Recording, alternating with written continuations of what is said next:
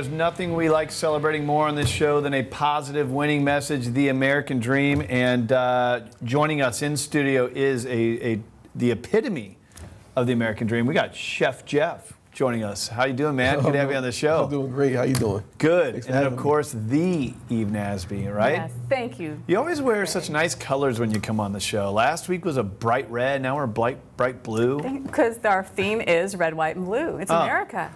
I went pink today. Let me show you how pink I It's very was. slimming. Oh, wow. I mean, like, does that match your shoes? You know, Chef Geoff, every guy's got a pink shirt, right? They got that one pink shirt, and you look at it all the time, and you pass through it. It's just not that day. You have Today to have the day. Yeah, you just got to be waking up in the morning just feeling it. Feeling the pink. Well, you got an amazing story, man. So I'll let you guys tell it, but to get to where you are today, I mean, I got it all here in front of me. It's the laundry list of things that you've done are just awesome. So share, where do we start, man? I don't know. I started, you know, back as a kid, back in Miami, little kid in Miami, going, you know, back and forth to Jamaica. So, you know, my family came here, you know, in the early 80s from Jamaica, a lot of stuff going on in Jamaica. Then we, my mom had me, you know, and a long time ago, it was a rule where my mother, you know, she wasn't a resident of the U.S. She came up here illegal. So there was a rule a long time ago where if you had an American kid, if you go back to Jamaica, you can get like your green card and stuff like that. You get straightened out. So my mom took me at like 9 months, took me to Jamaica, thought she'd get straightened out. It took a little longer than she thought. So we were stuck in Jamaica for a long time as a baby. So, you know, just a lot of stuff going on. Yep. Came back to Miami. My mom, you know, was she was involved with a lot of drugs. In Miami back in the days, a lot of drugs were going on. Yeah. So she got caught up in that, and she, you know, went to prison for 2 years in Bahamas. Wow. So I stayed with my dad for a little bit. Then after my mom got out, I moved to Brooklyn, New York. Inner city, 90s, it was rough. Yeah. So, you know, fast forward through the line, a lot of corrupt activities going on in the home. You know, no one working, and everyone just everyone doing their own thing. Yeah. A lot of gangs going on in the neighborhood, a lot of drug activity, and something crazy happened, and it was, you know, it was almost life or death situations was going on. My dad was begging me to come back to Florida to live with him. At 16, I went down to Florida, did my last 2 years of high school, and everything changed because I realized I could get a job. It was cool to get A's in school. And then after that, I graduated high school. I went down to West Palm Beach, work construction, seen this guy. He was like 50 years old. And he said, I did what you did when I was your age. And then I'm like, something stopped. I said, I can't do this until I'm 50. Like, you know, just make money and blow it and go to work. So I joined the military on a rainy day. It was raining one day, and I said, I'm not going back. You guys need to let me join today, or I'm not coming back. Wow. So I joined.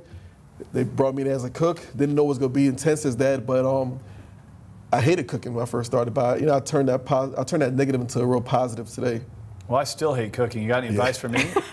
You know, I don't. Postmates has been a godsend. You know Postmates? Yeah, I heard of that. Oh, unreal. Yeah. So you served in the military. Thank you for your service. Thank you. And you came out of the military. Now you're an entrepreneur, right? So Eve, bringing you into the picture, you help create jobs for people of the military. And I understand with what we have going off with Chef Geoff that you're hiring people from the military. So now you're this entrepreneur growing. You've invented a hot sauce. Yeah, right? Here you go.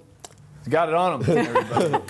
This is business card. Hot sauce. Yeah, this is citrus habanero sauce. You know, it was habanero. Yeah, come on, let's try it. So it's sweet, hot, and tart. So how this came about is crazy. I was in the kitchen this is for you right here, working for the captain of the ship. How hot are we talking here? Now, I can't really do hot. So it has the flavors of habanero, you know, the flavors of habanero, but you get a little kick, a little kick. Ooh. By little. Do you need some water? Yeah. You got some. So I did a. That's good. That's really good. Yeah. We did a thing at Del Mar, the All Armed Forces competition. You know, it's a Food Network. A lot of people were there, a lot of celebs, and I'm there just trying to, you know, do the surprise mystery basket of trying to do a duck. You know, and I'm like, I never made a duck before, but you know, I'm doing 4 duck, and I whipped the sauce up real quick, had my teammates, and it was a sauce I used to make all the time. And for some reason, everybody talked about the sauce more than the duck. Huh. So I guess I have something here. Wow. So He does. Yeah. I love this guy. The American story, right? He's in a household that's less than ideal, but obviously sometimes pretty common. First of all, in how certain he areas. got here. I know. Illegal immigrants. Then the tough situation growing up in Brooklyn. And Right. by the way, thank you for sharing all that. Sometimes those things I know can be difficult to share, but all I right. mean, people benefit from stories like that. It's a lot more exciting than my parents still live in Missouri in the house I was raised in. It's just not that right, exciting. exactly. But, or growing up in the middle of a cornfield for me, right? Yeah, so there you go. what No, it's is a great that? story. But the military provided that structure for him. Yep. And what I think a lot of people don't realize is that people in the military make outstanding entrepreneurs. They get that foundation in the military of organization, and you can do this, and you need a team, and then they go and they make it happen, and then they turn around and hire other veterans. And I Yes. just love that about you, Chef Geoff. That's right. Well, I definitely appreciate the military because when I was in the military, I found out how to take tasks. We get tasks all the time, and you have to knock each one of them out. And Right. the military is one of the few people that turn into a leader at a very young age. So then you have a list of tasks, and you got to knock each one of them out. And then when you fail, when you get ready for inspection or test, when you fail, you take all those hits, and then Yeah. you come back and conquer even better. So I'm using those same traits I learned in the military to conquer myself in the business world. Yeah. And, I'm an entrepreneur, and it's funny, even before the show today, I was talking with our team, and we were just looking at scheduling and calendars and checklists, and all that stuff is so important. And it's, especially for an entrepreneur who tends to be, a dreamer and big thinker. Right. It's those little details that allow it all to come together, and you learn so much of that in the military. And I know you help a lot of people to take those skills out in the marketplace. So what's next? I mean, what's coming up, man? You told a great He's story, cooked but for I want the to know president- what your vision Cooked is. for the president of Chile. He's cooked for 3,500 people a day, 3 times a day, and now you're doing a restaurant. Yeah, so with my restaurant, well, pretty much I'm just bringing everything into what I've learned, Yeah. like of cooking on the ships for 3,500 a day, on the amphib ships out there in war, to cooking for all of our world leaders and dignitaries and senators at 45,000 feet in the sky. So all the higher ends, they usually have private jets. They have to get to where they have to get to around the world. And I was, one out of 9 cooks in the military that was doing that. So it was, it was a great thing.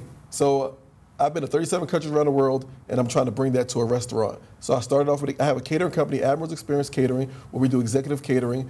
We also have a cafe, Admiral's Express Cafe, down on Broadway and State.